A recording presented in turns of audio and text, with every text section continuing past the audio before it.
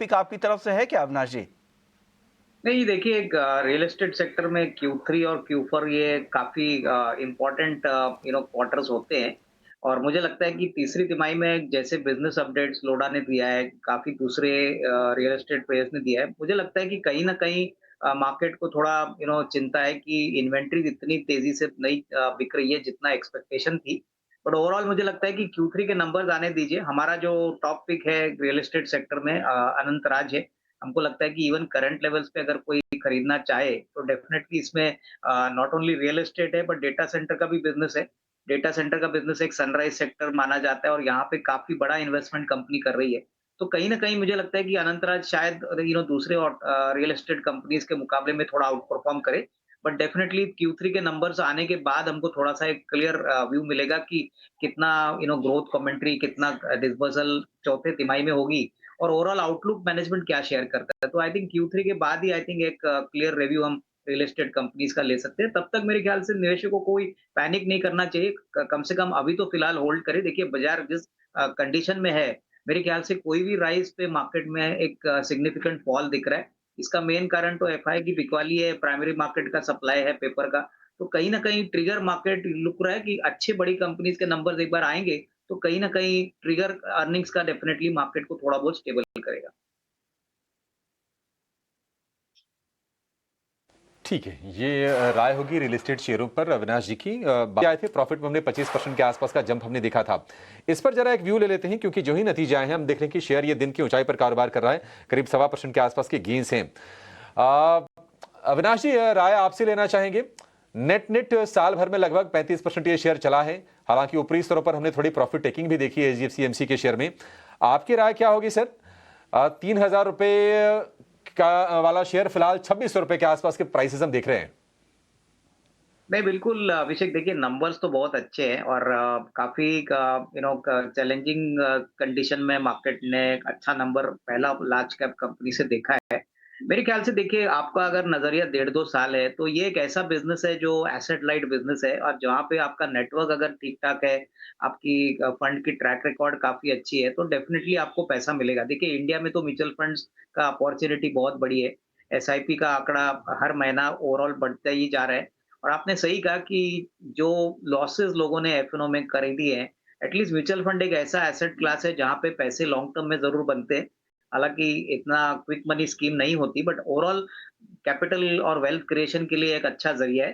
तो definitely I think मुझे लगता है कि जिनको लंबी अवधि के लिए प्ले करना है, डेफ़िनेटली थोड़ा-थोड़ा निवेश आप यहाँ पे भी कर सकते हो क्योंकि ऐसी कंपनी रातों-रात कोई दूसरी रेप्लिकेट बिल्कुल कर नहीं सकता। ये बिज़नेस बहुत टाइम लेने वाला बिज़नेस है और यहाँ पे ट्रस्ट और परफॉर्मेंस, ये 2 चीज़ें बहुत इम्पोर्टेंट होती है, जो मेरे ख्याल से एचडीएफसी ग्रुप ने वेल एस्टेब्लिश किया है।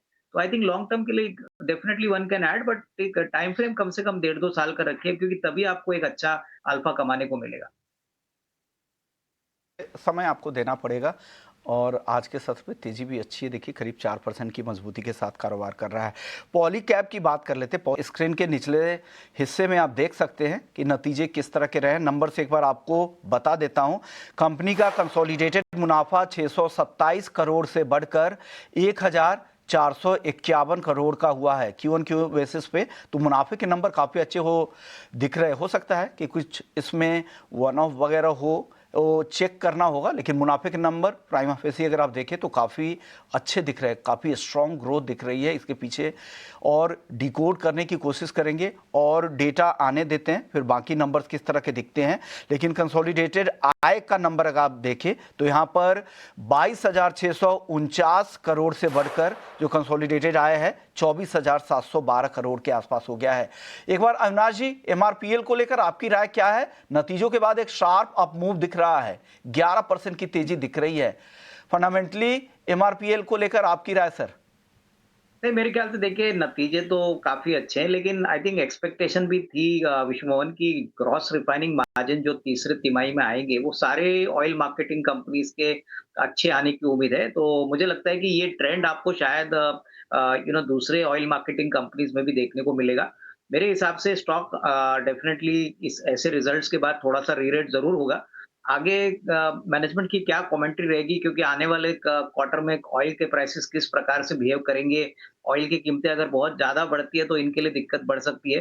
But overall I think numbers in line है और मेरे ख्याल से मार्केट डेफिनिटली इसको अच्छा सेंटिमेंटली बूस्ट अप देगा। 10-11% का अपमूव है, मेरे ख्याल से शायद फ्राइडे को भी स्टॉक ऊपर ही रहना चाहिए। उसके बाद जब कमेंट्री और कॉन्फ्रेंस कॉल होगा, उसके बाद फ्रेश रिव्यू लेंगे। ओके, तो मार्जिन के नंबर भी आ गए, वो भी काफ़ी स्ट्रांग दिख रहे हैं। इविटा काफ़ी ऑपरेशनल परफॉर्मेंस काफ़ी अच्छा दिख रहा है। मुनाफे में तो डबल से ज़्यादा की ग्रोथ दिख रही है और स्टॉक 11% ऊपर है। हालांकि उम्मीद भी इस तरह की थी जैसा अविनाश जी कह रहे थे। चलिए अब बीटीएसटी और ऐसा लगा कि डेल्टा कॉर्प शायद संभलने के लिए तैयार है और आज थोड़े से ना वोलेटाइल मार्केट में भी लगभग 5% के आसपास की तेजी रही। अविनाश सर, आपका व्यू डेल्टा कॉर्प को लेकर? काफी ज्यादा हमने देखा कि रेगुलेटरी चैलेंजेस रहे हैं, कारोबार को लेकर सवाल खड़े हुए, शेयर बहुत ज्यादा पिटा।